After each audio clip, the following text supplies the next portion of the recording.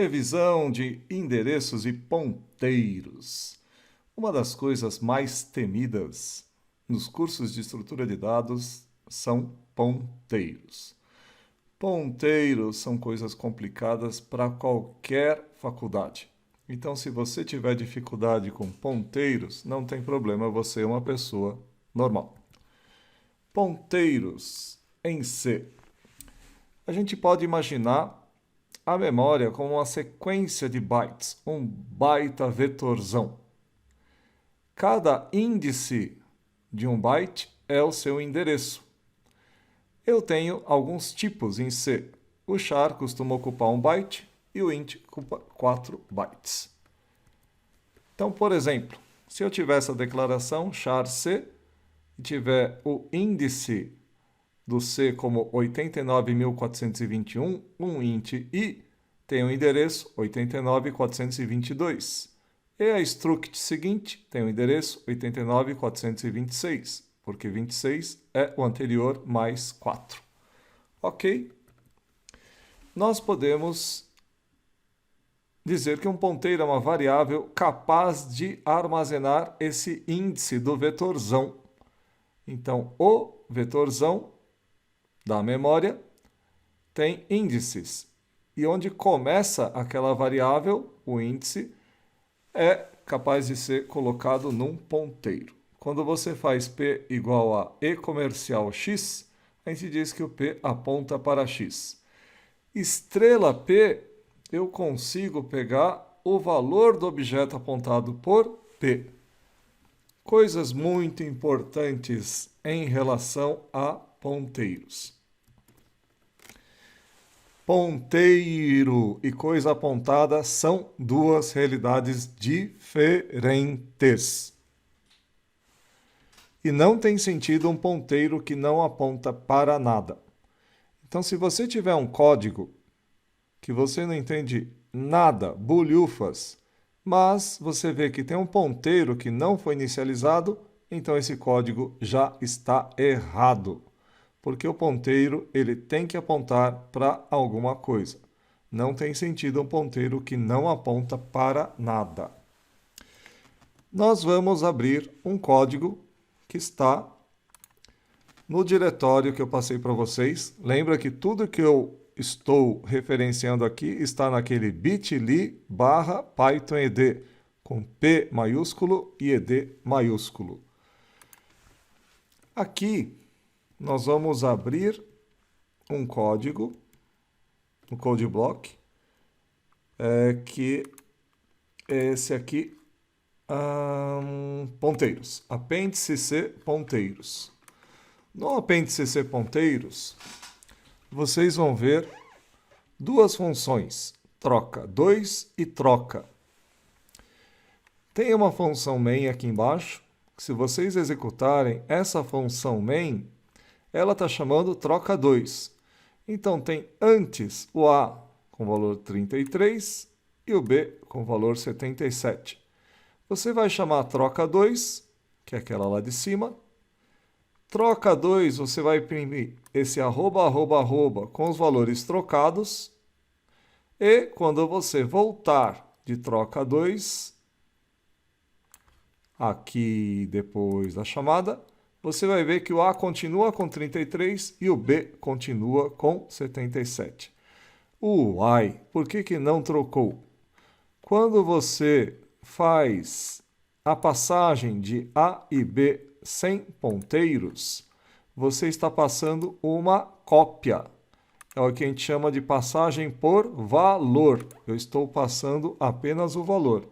Eu troco aqui dentro, mas eu não troco fora, porque A e B são variáveis locais da função main e eu só consigo alterar se elas forem globais ou se eu passar ponteiros.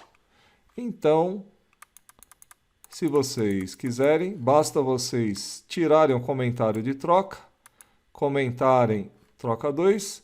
Se vocês rodarem troca, vocês vão ver que troca tem passagem por referência. Quando eu faço o uso de ponteiros, eu estou passando o endereço da variável local A e da variável local B. Repetindo, eu só consigo alterar esses caras se eles forem globais, mas no caso não são. Então, A e B, eu só consigo alterar uma variável local se ela for passada por referência, passagem por ponteiros. Então, a primeira coisa interessante que eu faço com ponteiros em C é passagem por referência. A segunda coisa muito interessante também, que eu posso utilizar um ponteiro int estrela V como um vetor cujo tamanho eu sei em tempo de execução. Você está vendo que eu estou dando um scanf aqui? Nesse scanf, eu estou lendo o valor de n.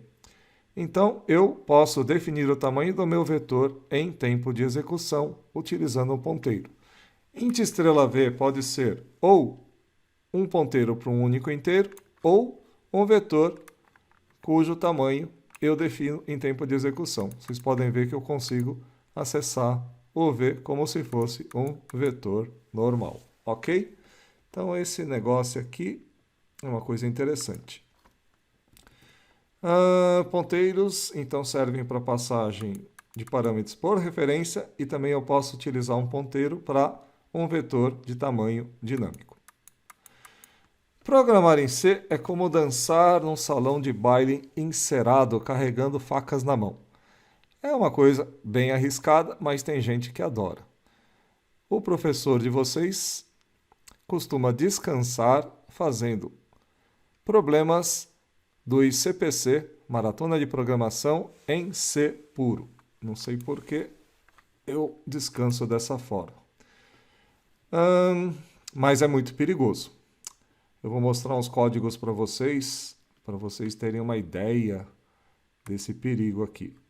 Então, vocês estão vendo aqui, ó, for i igual a 0, i menor do que 10, i mais mais, printf 10 vezes hello world, só vai imprimir uma vez. Por quê? Porque tem um ponto e vírgula aqui no final. Tchau! E esse código aqui também, macarrônico, vocês vão ver que também está tudo errado por causa da indentação. A indentação aqui, ela não tem valor sintático, como em Python.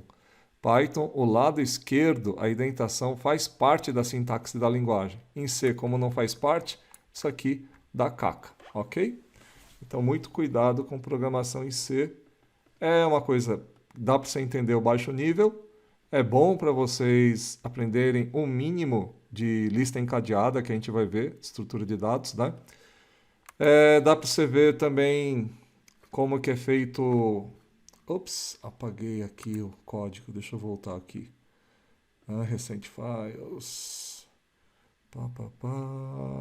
ponteiros, aqui, ó. Deixa eu aumentar isso aqui. Dá para vocês entenderem também como é que é a alocação dinâmica de memória.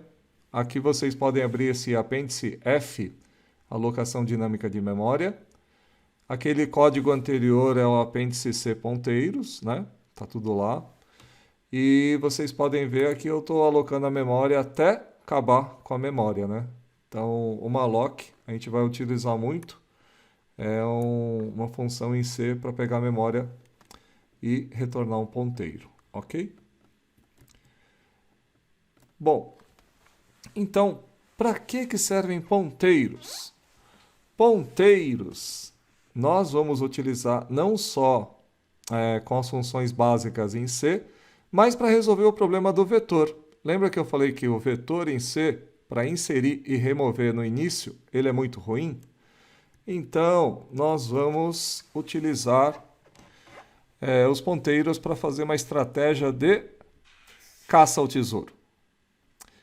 Não sei se vocês já viram aquela brincadeira de caça ao tesouro, onde você vai numa pista e aí vai lá no local, descobre a pista que vai para o local seguinte, aí você tem uma pista que vai para o local seguinte até você achar o tesouro, certo?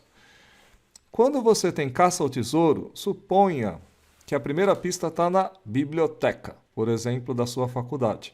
Lá na biblioteca você descobre que a pista vai para o laboratório 402, que é lá no quarto andar. Então vocês separam que biblioteca para o 402 não estão contíguos, como no vetor.